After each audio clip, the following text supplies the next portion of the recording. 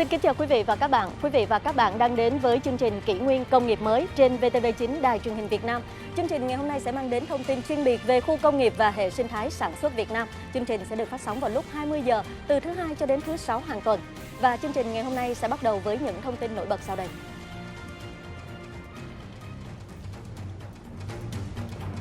Doanh nghiệp dệt may Việt Nam duy trì tăng trưởng nhờ đẩy mạnh sử dụng nguyên phụ liệu nội địa.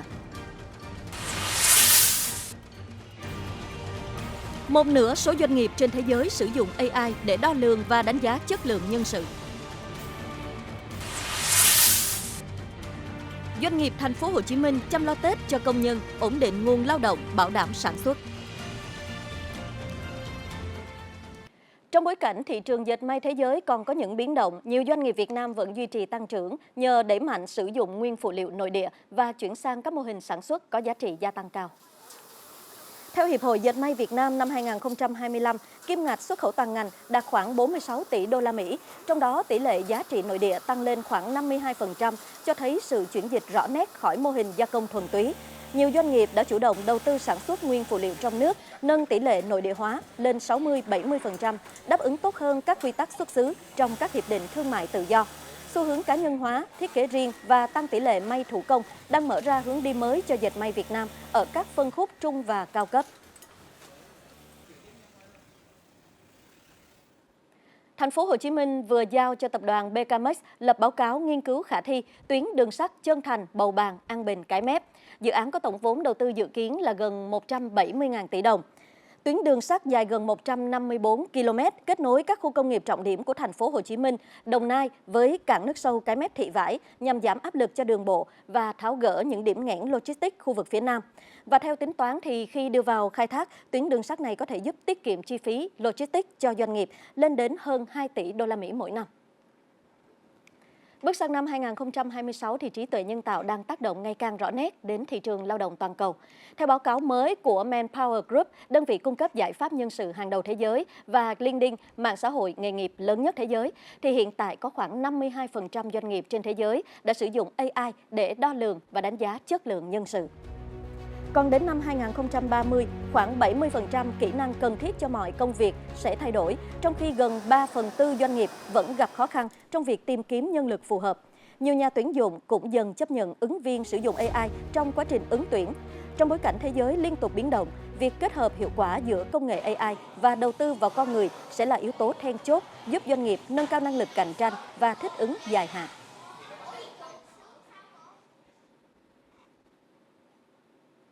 Sau khi công ty trách nhiệm hữu hạn Pancovina tại thành phố Hồ Chí Minh ngừng hoạt động, hơn 2.600 công nhân của doanh nghiệp này đã được Liên đoàn Lao động thành phố Hồ Chí Minh hỗ trợ khẩn cấp 1 triệu đồng mỗi người nhằm ổn định đời sống trong giai đoạn cận Tết Nguyên đán. Trước đó, công ty mẹ tại Hàn Quốc cũng đã thống nhất chi trả tháng lương thứ 13 cho công nhân trước khi nhà máy chính thức dừng hoạt động từ ngày 1 tháng 2 2026. Theo doanh nghiệp, nguyên nhân ngừng sản xuất là do đơn hàng sụt giảm kéo dài sau dịch Covid-19, trong khi phương án chuyển nhượng nhà máy không đạt được thỏa thuận. Dịp Tết 2026, Công đoàn thành phố Hồ Chí Minh tiếp tục triển khai nhiều chương trình chăm lo cho người lao động khó khăn. Tổng nguồn lực hỗ trợ lên đến hơn 3.000 tỷ đồng, góp phần bảo đảm an sinh xã hội tại các khu công nghiệp trên địa bàn. Liên đoàn Lao động thành phố Hồ Chí Minh vừa tổ chức các điểm phúc lợi đoàn viên dành cho công nhân, người lao động sắm Tết sớm với nhiều quà tặng, phiếu mua hàng dành cho công nhân và người lao động. Tại điểm phúc lợi cư xá Thanh Đa, phường Bình Quế, công nhân được mua hàng thiết yếu có giá giảm từ 10 cho đến 50% so với thị trường. Hơn 1.000 công nhân còn được tặng phiếu mua hàng trị giá 150.000 đồng mỗi người, góp phần giảm chi phí sinh hoạt dịp Tết. Bên cạnh đó còn có hoạt động tư vấn pháp luật miễn phí giúp cho người lao động nâng cao hiểu biết, tự bảo vệ quyền lợi hợp pháp, góp phần xây dựng quan hệ lao động hài hòa, ổn định. Ngày 16 tháng 1, thành phố có thêm điểm phúc lợi đoàn viên tại công ty trách nhiệm hữu hạn Puyen Việt Nam, phường Tân Tạo.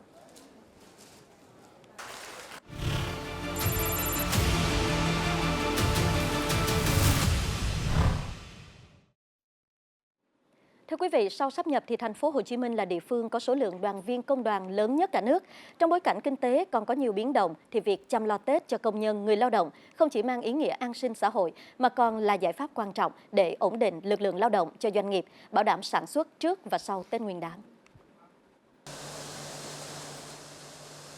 Gắn bó với nhà máy này hơn 4 năm, anh Nguyễn Đức Hà quê Đắk Lắk cho biết, năm nay là lần đầu tiên anh được công ty hỗ trợ vé về quê đón Tết. Anh và những công nhân được tặng vé xe về quê thấy rất mừng. Tết công ty cũng có thưởng tháng lương, đồ quà Tết, đồ quà cáp đồ cũng nhiều, cũng mừng và làm cả năm mà về công ty lo vé xe cũng đỡ. Em quê ở Cà Mau, cách đây cũng 300 mấy cây nhưng mà lên đây gắn bó với công ty thì em thấy môi trường làm việc ở đây ok lắm nên là em muốn gắn bó và phát triển ở đây với công ty. Nghe nói năm nay công ty có hưởng và tặng vé xe về quê á nên là cảm thấy háo hức lắm. Dù còn nhiều khó khăn, nhiều doanh nghiệp xuất khẩu vẫn ưu tiên dành nguồn lực chăm lo Tết cho người lao động và xem đây là giải pháp giữ chân và ổn định lực lượng lao động sau Tết. Công ty rất là trăn trở và hàng năm luôn luôn có sự tăng trưởng và để hỗ trợ cho các bạn có một cuộc sống tốt hơn. Đây là cũng một tiêu chí mà công ty đề ra để có một cái lực lượng lao động ổn định cho công ty để chúng tôi có thể xuất khẩu đến nhiều nước trên thế giới nữa.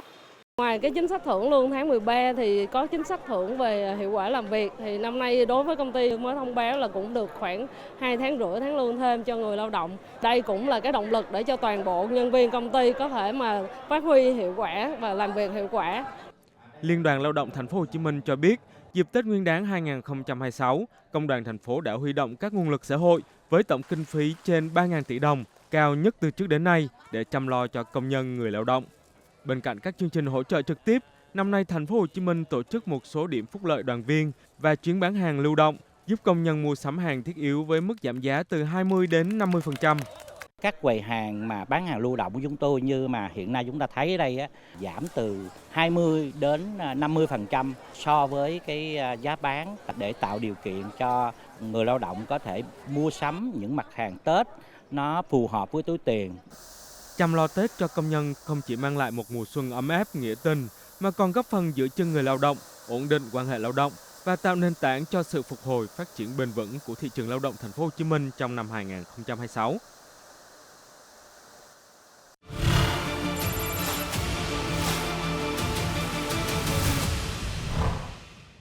Trong dịp Tết Nguyên đán 2026, thành phố triển khai đồng loạt nhiều hoạt động thiết thực. Và lúc này chúng tôi kết nối với ông Lê Văn Hòa, Phó Chủ tịch Liên đoàn Lao động Thành phố Hồ Chí Minh để có thể tìm hiểu thêm.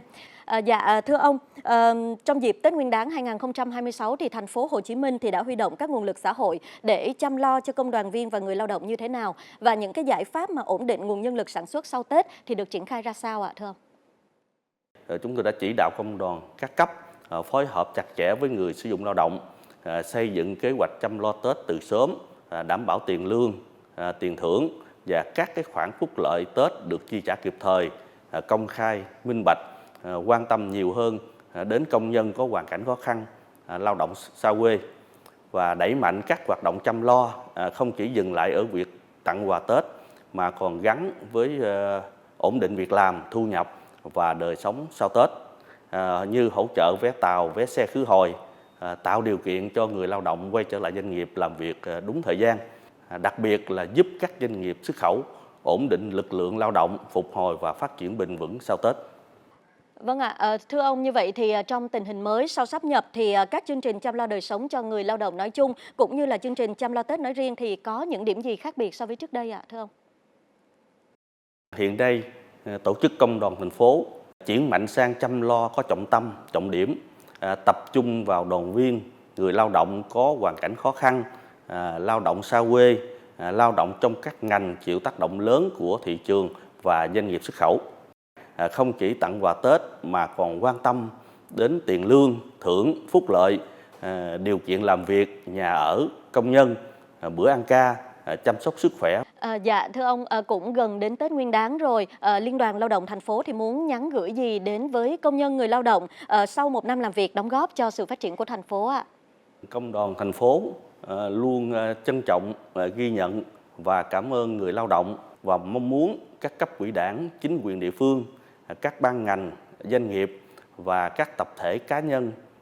hảo tâm và toàn xã hội luôn đồng hành cùng với tổ chức công đoàn để chăm lo cho đoàn viên, người lao động được hiệu quả, thiết thực, chu đáo và tốt hơn nữa trong thời gian tới. Cảm ơn ông Lê Văn Hòa. Thưa quý vị và các bạn, và chúng ta cũng có thể thấy là chăm lo Tết cho người lao động thì không chỉ là hoạt động nghĩa tình mỗi dịp Tết đến xuân về, mà còn là sự khẳng định cho hành trình đồng hành bền bỉ của công đoàn, doanh nghiệp và toàn xã hội, để mọi người có thể yên tâm gắn bó cùng xây dựng thành phố Hồ Chí Minh phát triển ổn định và bền vững hơn. Và thông điệp này cũng thay cho lời kết của chương trình ngày hôm nay. Cảm ơn quý vị và các bạn đã quan tâm theo dõi. Kính chào tạm biệt.